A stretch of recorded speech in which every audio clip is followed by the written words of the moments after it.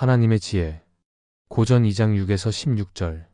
그러나 우리가 온전한 자들 중에서는 지혜를 말하노니 이는 이 세상의 지혜가 아니요 또 이 세상에서 없어질 통치자들의 지혜도 아니요 오직 은밀한 가운데 있는 하나님의 지혜를 말하는 것으로서 곧 감추어졌던 것인데 하나님이 우리의 영광을 위하여 만세 전에 미리 정하신 것이라. 이 지혜는 이 세대의 통치자들이 한 사람도 알지 못하였나니 만일 알았더라면 영광의 주를 십자가에 못 박지 아니하였으리라.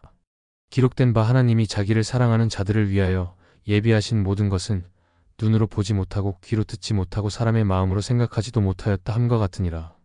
오직 하나님이 성령으로 이것을 우리에게 보이셨으니 성령은 모든 것 곧 하나님의 깊은 것까지도 통달하시느니라. 사람의 일을 사람의 속에 있는 영 외에 누가 알리오. 이와 같이 하나님의 일도 하나님의 영 외에는 아무도 알지 못하느니라. 우리가 세상의 영을 받지 아니하고 오직 하나님으로부터 온 영을 받았으니 이는 우리로 하여금 하나님께서 우리에게 은혜로 주신 것들을 알게 하려 하심이라. 우리가 이것을 말하거니와 사람의 지혜가 가르친 말로 아니하고 오직 성령께서 가르치신 것으로 하니 영적인 일은 영적인 것으로 분별하느니라. 육에 속한 사람은 하나님의 성령의 일들을 받지 아니하나니 이는 그것들이 그에게는 어리석게 보임이요 또 그는 그것들을 알 수도 없나니 그러한 일은 영적으로 분별되기 때문이라. 신령한 자는 모든 것을 판단하나 자기는 아무에게도 판단을 받지 아니하느니라.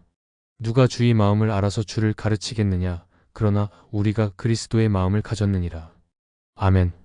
설교 제목 바울 사도가 전한 지혜. 육에 속한 세계는 십자가에 달리신 그리스도 안에 나타난 하나님의 비밀스런 지혜를 깨달을 수 없습니다. 하나님은 하나님을 통해서만 인식이 됩니다. 인간이 하나님을 인식하려고 하면 하나님의 영을 필요로 합니다. 하나님은 하나님의 영을 교회에 주셨습니다. 인간이 하나님의 계시를 깨닫느냐 못 깨닫느냐에 따라 육에 속한 사람과 신령한 사람으로 나누어집니다. 육에 속한 사람은 피조물적 삶의 한계에 얽매여 있습니다. 때문에 십자가에 달리신 예수에게서 어떻게 새로운 삶이 생겨나는지를 알 수가 없는 것입니다. 신령한 사람은 하나님의 영에 의하여 참된 판단으로 인도되며 다른 사람의 판단에 좌우되지 않습니다. 신령한 사람에게 십자가에 달리신 예수 그리스도의 마음이 채워집니다. 아멘. 바울이 전한 지혜는 1. 세상의 지혜가 아닙니다.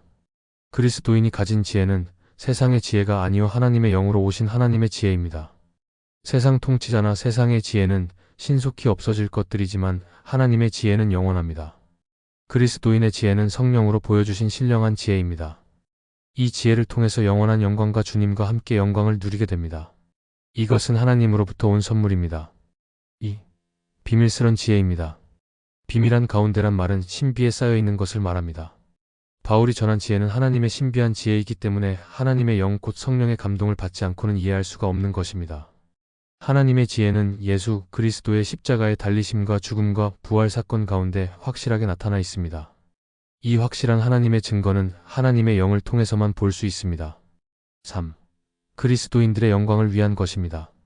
하나님이 우리 그리스도인들을 위하여 만세전에 미리 정하신 지혜란 그리스도인들에게 끊임없이 부어주시는 은혜와 사랑의 배려를 말합니다.